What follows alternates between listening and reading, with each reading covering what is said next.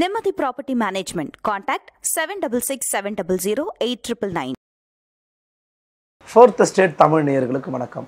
இன்று நமது fourth state Tamil ஊடகத்தினுடைய தலையங்கம் நிகழ்ச்சியில் காங்கிரஸ் கட்சியினுடைய தேர்தல் அறிக்கையை பற்றி தான் பார்க்க போகிறோம். அதனுடைய முக்கியமான சிறப்பம்சங்கள் என்ன அப்படிங்கிறத பார்க்கலாம். வாங்க நிகழ்ச்சிக்குள்ளே பயணிக்கலாம். இது உங்கள் ஃபோர்த் ஸ்டேட் தமிழ் வழங்கும் தலையங்கம் நிகழ்ச்சி.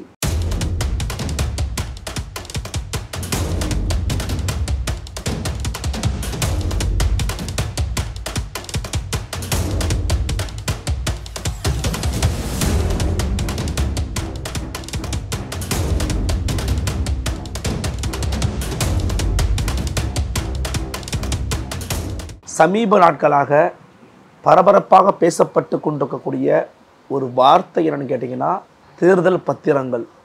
தேர்தல் பத்திரங்கள் மூலமாக பாஜக தன்னாட்சிமிக்க அமைப்புகளான இண்டிபெண்ட்டாக இயங்கக்கூடிய புலனாய்வு அமைப்புகளை எப்படி தவறாக பயன்படுத்தி காசு பறிச்சிருக்கிறாங்க அப்படின்னு தொடர்ந்து பொது வெளியில் ஊடகங்கள் மத்தியில் நாட்டு மக்கள் மத்தியில் உரையாற்றி கொண்டும் பேசிக்கொண்டும் இருக்கிறது காங்கிரஸ் கட்சியும் அதன் தலைவர்களும்.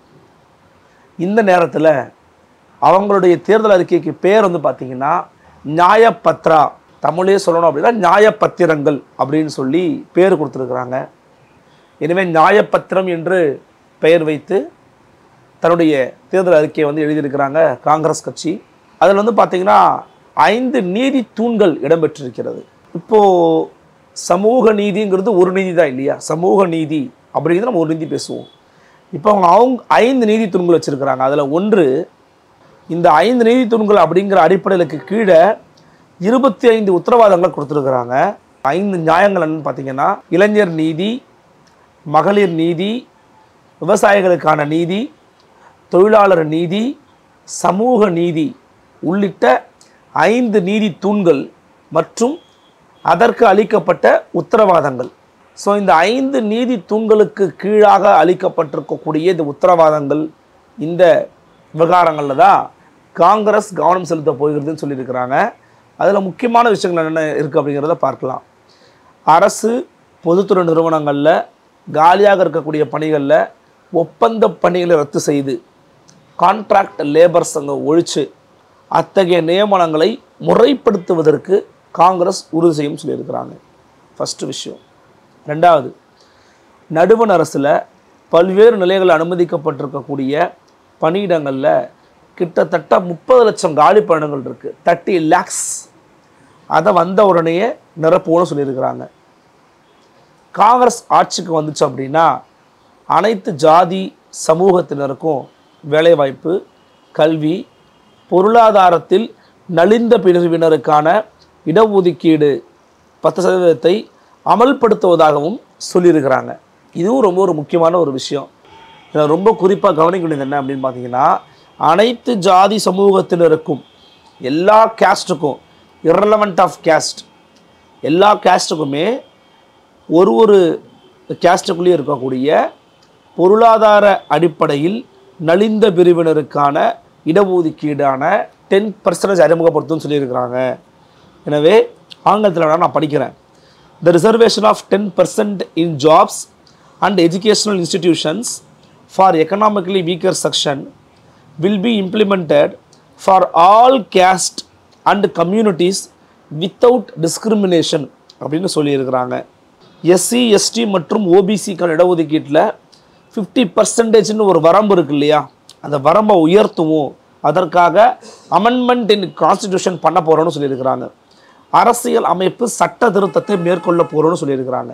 பிறகு நாடு முழுவதும் சமூக, பொருளாதார, ஜாதி வாரியான கணக்கெடுப்பை மேற்கொள்ளப்படும் அப்படின்னு சொல்லியிருக்கிறாங்க. 25 வயதுக்கு உட்பட்ட ஒவ்வொரு டிப்ளமா அல்லது இளநிலை பட்டம் முடித்த இளைஞர்களுக்கு ஓராண்டுக்கு பயிற்சி அளிக்கணும் அப்படிங்கிறதுக்காக புதியதாக பழகுனர் உரிமை சட்டம் அப்படின்னு கொண்டு வரப்போன்னு சொல்லியிருக்கிறாங்க. சுவாமிநாதன் ஆணையம் பரிந்துரைத்தபடி ஒவ்வொரு ஆண்டும் அரசு அறிவிக்கக்கூடிய குறைந்தபட்ச ஆதரவு விலைக்கு சட்டப்பூர்வமான உத்தரவாதம் அளிக்கப்படும் அப்படின்னு சொல்கிறாங்க. அதுக்கு அடுத்தபடியாக ரொம்ப முக்கியமானது, ஜம்மு காஷ்மீருக்கு பார்த்தீங்கன்னா ஒரு ஸ்டேட் லெவலில் இருந்த ஜம்மு காஷ்மீரை யூனியன் டெரிட்டரியாக சுருக்கிட்டாங்க பாரதிய ஜனதா கட்சி. அதுக்கு ஒரு சிறப்பு அந்தஸ்து இருந்துச்சு 370, அதையும் நீக்கிட்டாங்க. இவங்க என்ன சொல்கிறாங்கன்னா, ஜம்மு காஷ்மீருக்கு முழு மாநில அந்தஸ்தை உடனடியாக மீட்டெடுப்போம் அப்படின்னு சொல்லியிருக்கிறாங்க. அதற்கு பிற்பாடு நகர்ப்புற உள்கட்டமைப்புகள் மற்றும் நகர்ப்புற மறுகட்டமைப்பு பணிகள் மூலமாக நகர்ப்புற ஏழைகளுக்கு வேலைவாய்ப்பை உறுதிப்படுத்துவதற்காக நகர்ப்புற வேலைவாய்ப்பு திட்டம் தொடங்கப்படும் சொல்லியிருக்கிறாங்க. அக்னிபாத்னு ஒரு திட்டத்தை கொண்டு வந்தது பாஜக. அக்னிபாத் திட்டம் 4 வருஷம் அங்கே இருந்துட்டு இங்கே திரும்பி வந்துடலான்ட்டு. ஸோ அக்னிபாத் திட்டத்தையே ரத்து செஞ்சுட்டு ஆயுதப்படைகளுக்கு வழக்கமான ஆள் சேர்ப்பு முறை என்னவா இருந்துச்சோ அதையே கண்டினியூ பண்ணுவோம்னு சொல்லியிருக்காங்க.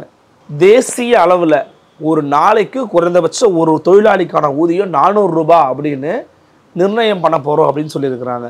இந்த நீட் தேர்வு அப்படிங்கிறது கட்டாயம் கிடையாது. நீட்டு, கியூட்டு இந்த மாதிரி என்ன தேர்வாக இருந்தாலுமே அது மாநில அரசினுடைய கட்டுப்பாட்டுக்குள்ளே வந்துடும். அவங்க விரும்பினா எடுத்துக்கலாம், இல்லைனா விட்டுறலாம்.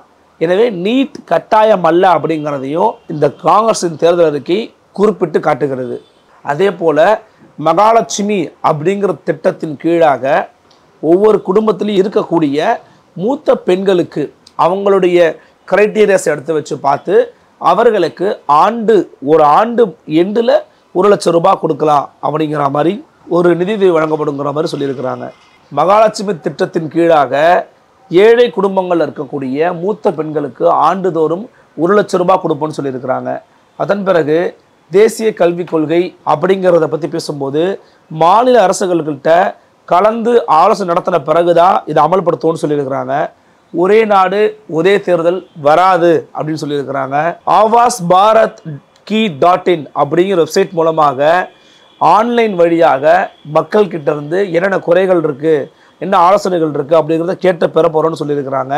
இந்திய நாட்டின் ஒவ்வொரு குடிமகனை போலவே இந்த நாட்டில் வசிக்கக்கூடிய சிறுபான்மையினருக்கும் உணவு, உடை, மொழி, தனிப்பட்ட சட்டங்களை தேர்ந்தெடுக்கும் உரிமை ஆகியவை இருப்பதை காங்கிரஸ் ஆட்சி உறுதி செய்யும் சொல்லியிருக்கிறாங்க. கல்வி நிலையங்களில் பட்டியலின மக்கள் துன்புறுத்தப்படுவதை தடுக்கக்கூடிய வகையில் ரோஹித் வெமுலா சட்டம் அப்படின்னு ஏற்றப்படும் சொல்லியிருக்கிறாங்க. ஆசிரியர்கள் பிற பணிகளை ஈடுபடுறதை தடுக்கணும்னு சொல்கிறாங்க.